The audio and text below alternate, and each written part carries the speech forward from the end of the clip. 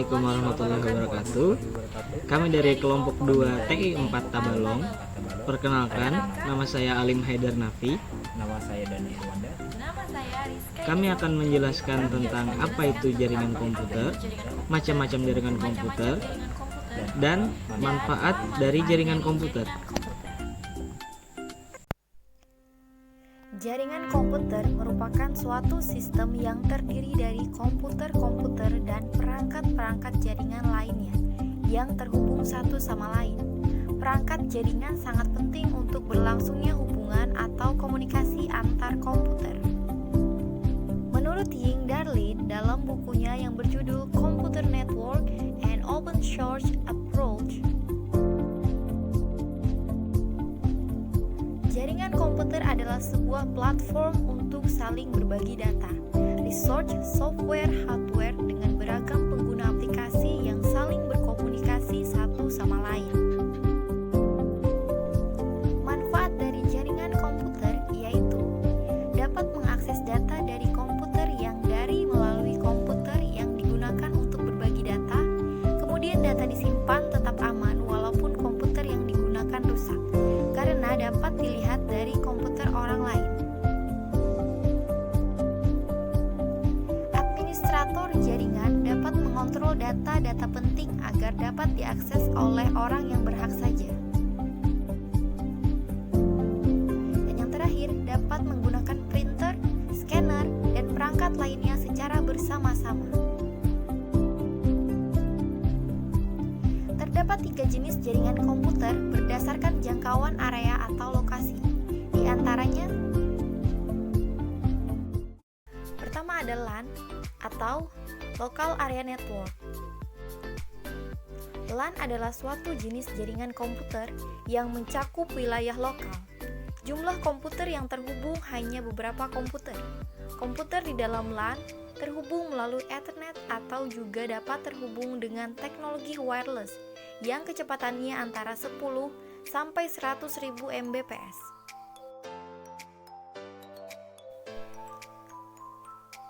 Jaringan LAN yang menggunakan teknologi wireless biasa disebut dengan wireless LAN.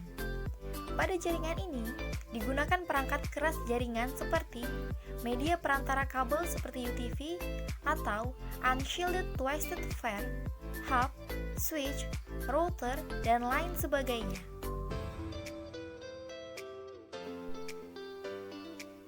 Contoh dari tipe jaringan LAN adalah jaringan di warnet, di sekolah, di perusahaan, maupun antar rumah tetangga yang masih mencakup wilayah LAN. Karakteristik jaringan LAN antara lain, yang pertama, ruang lingkup terbatas hanya sekitar 10 km. Yang kedua, biasanya berlokasi pada suatu gedung. Dan yang terakhir, kecepatan pengiriman data relatif tinggi. Yang kedua ada MAN atau Metropolitan Area Network. MAN adalah jaringan yang cakupannya lebih luas daripada LAN. MAN disebut sebagai jaringan LAN yang digabung menjadi suatu jaringan.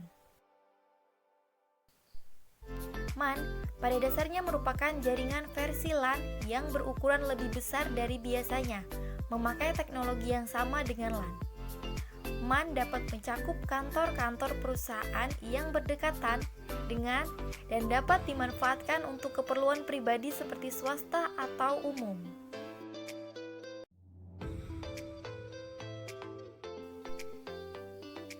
Jangkauan untuk jaringan MAN sendiri berkisar hingga 10 sampai 50 km.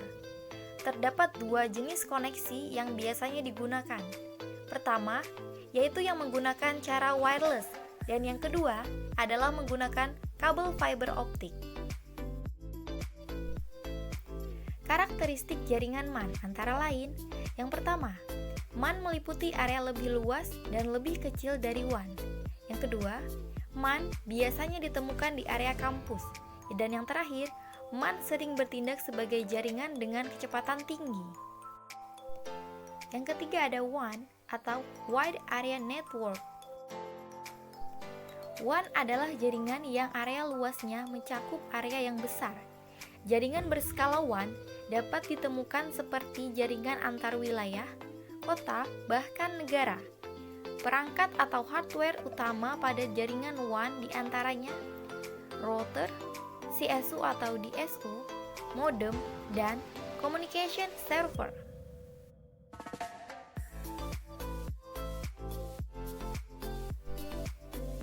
Karakteristik jaringan WAN antara lain, yang pertama, mereka menghubungkan yang dipisahkan oleh wilayah geografis yang luas. Yang kedua, mereka menggunakan jasa operator. Dan yang terakhir, mereka menggunakan koneksi serial dari berbagai jenis untuk mengakses bandwidth yang di daerah geografis yang luas. Di dalam jaringan komputer, dikenal dengan jenis koneksi antar node atau komputer, yaitu yang pertama, peer-to-peer. Jaringan peer-to-peer adalah jaringan komputer yang setiap host dapat menjadi server dan juga menjadi klien secara bersama-sama. Jaringan ini memperbolehkan pemakai dapat sharing resource dan file pada komputer mereka.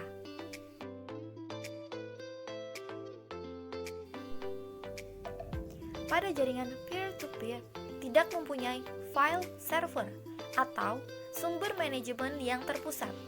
Dalam jaringan peer-to-peer, semua komputer diperlakukan sama. Mereka semua mempunyai kemampuan yang sama untuk menggunakan resource yang tersedia pada jaringan.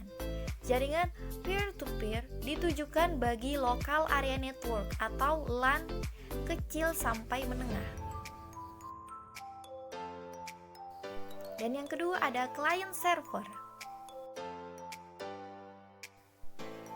Client server adalah jaringan komputer yang memiliki satu buah server dan lainnya bertindak sebagai klien. Client server merupakan jaringan yang memperbolehkan jaringannya untuk memusatkan fungsi dan aplikasi atau lebih file server.